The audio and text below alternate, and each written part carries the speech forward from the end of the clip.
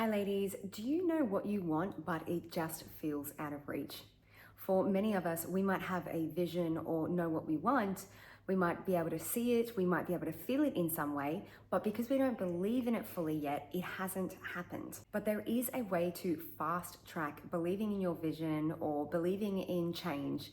And it is a process called mapping across. It is a process that literally recodes your brain. Your brain is not just responding to what is happening outside of you, it is responding to what you're imagining on the inside. Your nervous system uses pictures, sounds, and sensations as instructions on how to act, how to feel, and who to become. So that job promotion or that greater social confidence, they all begin with how your brain has been coded. So based on this, you don't need to wait for your outside world to change first. When you change your inside world, your outside reality naturally begins to shift. Every experience that you have had is stored in your brain as a combination of pictures, sounds, and sensations. And these modalities can be broken down even further into what we call submodalities, which are the building blocks that make up these images, sounds, and sensations, and to a lesser degree, tastes and smell. Picture it like the settings of a movie screen. You've got the picture, but with that picture, is it bright or is it dim? Is it centered or is it to the left or to the right? Is it fuzzy or is it clear? Is it moving or is it still? With the sounds that are on the movie, are the sounds loud? Are they centered or are they coming from from left or right? Are they your own voice or are they someone else's voice? And with the feelings, are you feeling something in your shoulders or in your legs? Is it a vibrating feeling, a hot feeling or a cold feeling? Is it a heavy feeling or a light feeling? This is all what makes up our internal experiences, and it is a really pivotal concept to understand because it is shaping how we feel. And this can really sink in with a very simple exercise that we can do together now.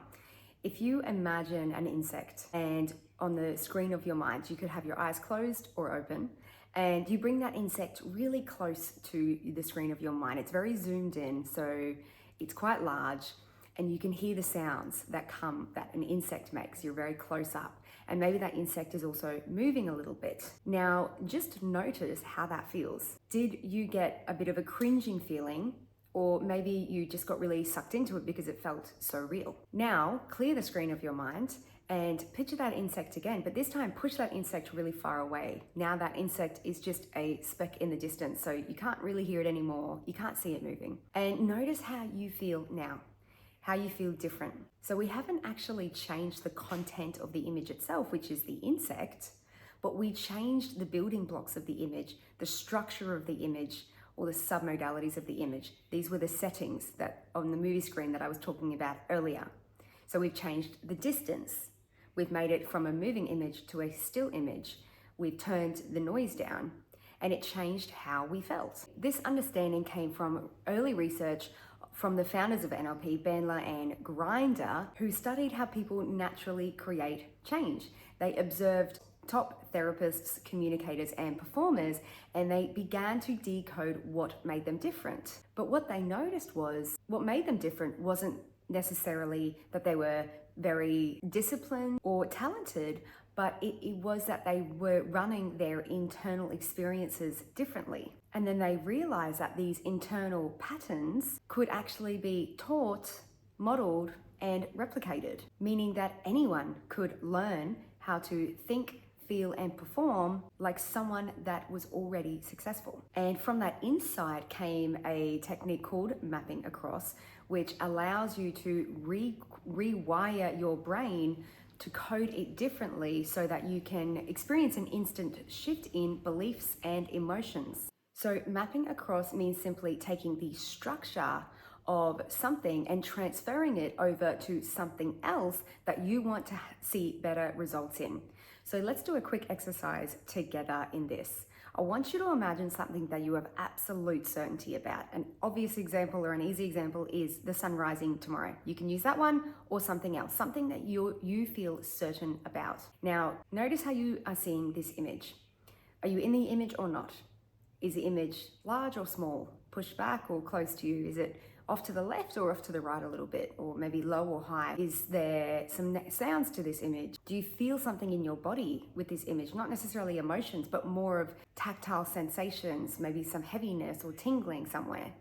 Now clear the screen of your mind, and I want you to imagine something that you want to see change in. It could be your vision, your goal, something that you would like to see change in, positive change, results that you're not currently getting. Now, what does that look like if you were to imagine that? And now notice what this image looks like as before. Is it close or far? Is it centered or is it off somewhere else? Is it framed or is it panoramic? Is it bright or dim? Does it have sound to it? Are you in the image? Just notice these building blocks, these submodalities, or this structural information. Then once you've done that, again, clear the screen of your mind. And what I'd like you to do now is notice the obvious differences between the two images. You might notice something very obvious, maybe that one of the images was really bright and one of them was really dim. Maybe with one of them you really felt it in your stomach, but with the other one you didn't feel anything. So when we do mapping across, we take the structure of the initial image, which had the resource we want. In this case, we're working with certainty. And we take that structure. This is how our brain codes certainty. So we take the structure from that certainty image, which was, in this example I used, was the sunrise, and we map it over to the image, the second image we worked with, which is the image where we want to see some positive change in. In this case, we want more certainty. Maybe it's something in business, relationships, or health. And so you're bringing the structure from image 1 over to image 2. So you're coding your brain to feel certain about your vision or whatever the image was where you wanted to see some change. So maybe what you needed to do with that second image was bring it closer to you. Maybe you needed to make it clearer. Maybe it needed to become a movie. Maybe you needed to step out of the picture so you were looking through your own eyes. I would like to talk a bit about gratitude, because I think that gratitude is really pivotal in our emotional well-being and getting what we want out of life in life. There is a line, I know it's in the Bible and in some other books as well. It says, those who have, apologies for the airplane above if you can hear that, those who have will receive more, and those who don't, what they already have will be taken from them. And this, I think, is a bit brutal, but what it's essentially saying is if you count your blessings for what you already have, naturally you will be given more, and vice versa. So what I'd like you to do as well is, once you've done this mapping across process and you've got your second image there, your desired image, and it is now structured and coded with the resource that you wanted, that was missing earlier, that you wanted in there, you would then add in gratitude. And that might mean you seeing that image and feeling grateful for the lessons that you've learned along the way, the person that you've grown into along the way, the consistency you display to get yourself there, and just gratitude that vision has now come to life. This emotional state is telling your brain that this is safe and this is familiar and this is true.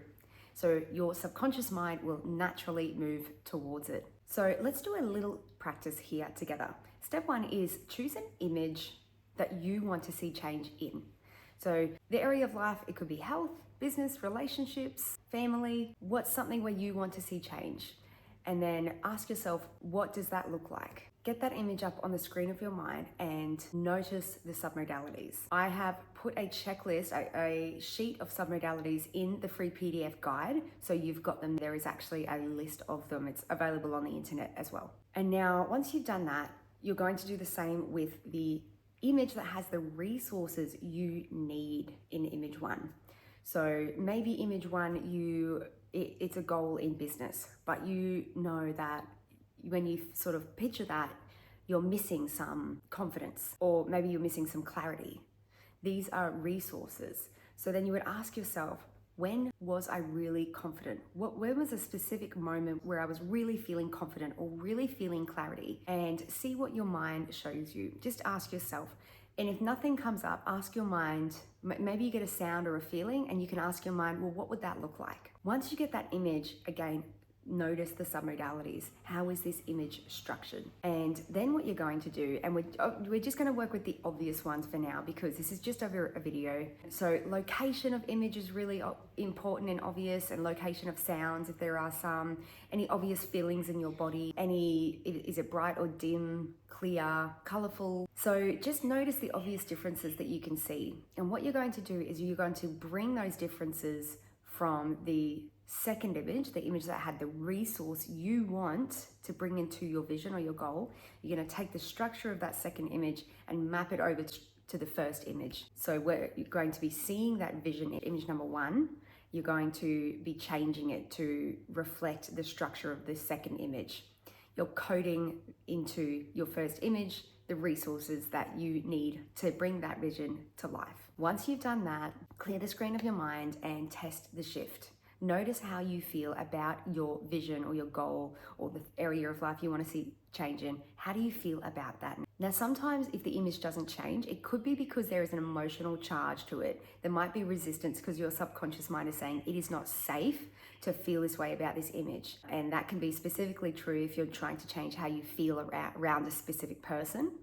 Maybe your unconscious mind is saying, no, that's not safe. We need to have our guard up around this person. So what I'd recommend for now is just choosing a less emotionally charged image, something that you're probably not going to experience too much resistance in. And once you've done this, we're going to infuse it with gratitude. So bringing in that feeling of I feel that gratitude really is in the heart. It's seeing that image and giving thanks for everything that the person you had to become to make this real, and whatever gratitude means to you and however you want to do that, breathe deeply into that. So this process is literally recoding your brain. And the more you do it, the more natural and unstoppable your beliefs and your vision become. When you align your vision with belief and gratitude, you stop pushing through life and you start being pulled forward by possibility, because change always begins from within. When your inner world changes, your outer world, your relationships, your job, the way you show up, they naturally begin to follow. So take 10 minutes today, play with your vision, add gratitude as if it's already happened, and watch how life starts rising to meet you. If you liked this video and you are interested in really trying this in your own time, I have written a PDF guide. You can click the link down below in the description to download that. If you would like more tips and techniques on how to improve your emotional well-being as a busy woman who really aspires for more, then hit like, subscribe, and I'll be doing one video every week. I'll see you next week for my video on becoming the identity of your empowered self. Thank you for listening.